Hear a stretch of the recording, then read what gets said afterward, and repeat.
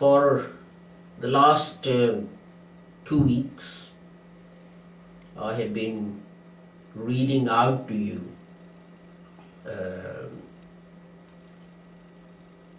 a discourse by Hazrat Mirza sahib.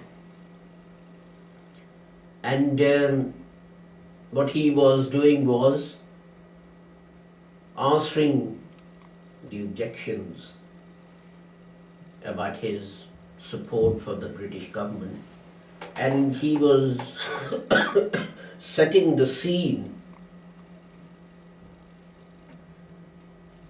and giving the background and the context in which he showed support for the British in the Punjab. And it related to the condition of Muslims in the Punjab at the time, because that was where he lived. That's where his family had lived for hundreds of years and so on. And in response to these videos that are put on the YouTube on our television channel, we've received some feedback from our Sikh friends, and basically there have been two sort of prongs to the comments they've made. One is, it's propaganda. Well, it's not propaganda. A statement of history is not propaganda. When we read about how Elizabeth I treated her own siblings, or what Henry VIII did, and so on and so forth. This is not a propaganda against these rulers. Or recently I was in Amritsar, and I was next to Darbar Sahib, or the Golden Temple, is Jallianwala Bagh, where a British general fired on unarmed civilians who gathered there for a meeting to demand independence from the British, and killed a large number. And that place, which was a square surrounded by buildings on three sides, with a small lane leading to the square, is beautifully kept by the Indian government. They have a big board there telling you how to get to Jallianwala Bagh. They have boards there in 3 languages, in English, Urdu and Punjabi, telling you the history of Jallianwala Bagh and what happened there and so on. Is this propaganda against any particular nation? No, it's not. It's a statement of history. This was what happened. General Dyer, he went in, and this is what he did. So, statement of history.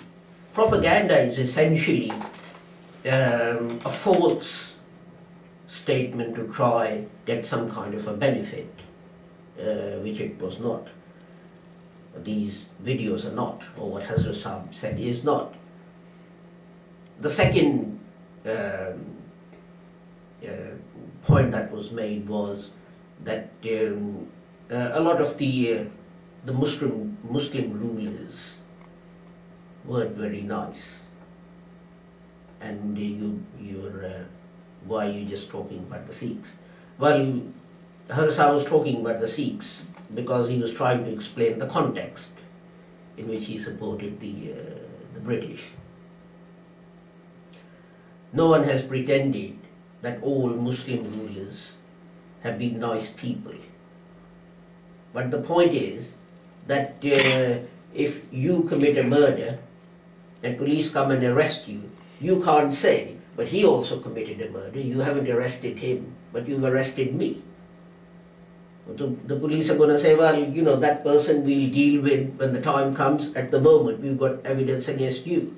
So you're the one that we are arresting. So this kind of what you might call an accusative answer is not an answer.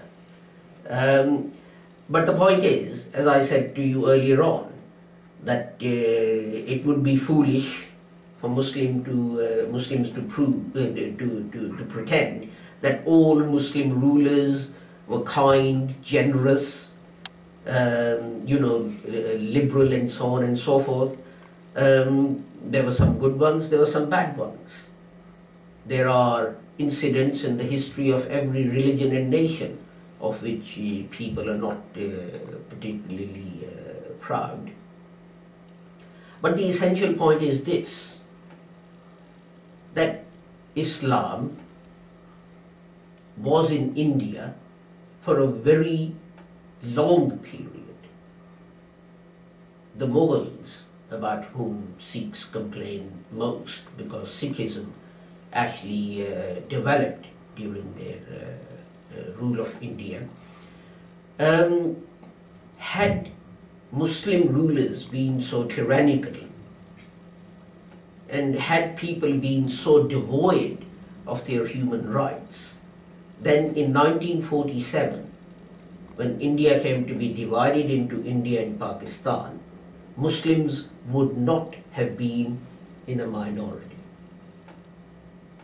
Muslims had nearly 1,000 years in which to, okay, if we deduct from that the 200 years of, 250 years of English rule, Muslims still had 750 years in which to eliminate other religions.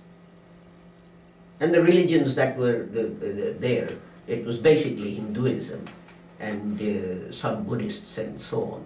But we find that in 1947, non-Muslims, Hindus, are still in a majority. So obviously, Muslims weren't forcing non-Muslims to embrace Islam. But the other interesting thing is, when did Sikhism come into being? And under whose rule did it develop? Sikhism came into being under the rule of Mughal emperors. And it developed under the rule of Mughal emperors. And if they had been so unreasonable, if they had been so tyrannical, then they would have killed off Sikhism at its very inception. They would have killed off Baba Guru Nanak or other Sikh gurus and so on. And the fact that Sikhism developed, it survived, it prospered and so on to an extent that later on Sikhs ruled the Punjab, and at that time Punjab extended to New Delhi in one direction and to the borders of Afghanistan on the other, and that they also ruled Kashmir. It shows that Muslims did allow people the freedom to preach, practice and to propagate their own religion.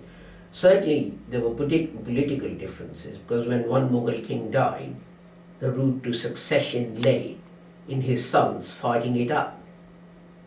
And it is unfortunate that in every instance the prince that the Sikhs supported actually lost, and those who were on the other side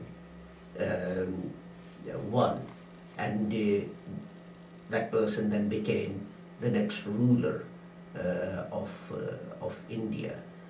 I was going to make one or two other points which are minor, so I will end here, and I will continue with what Hazrat Mirza Ghulam Ahmed said about the situation in the Punjab at the time next week.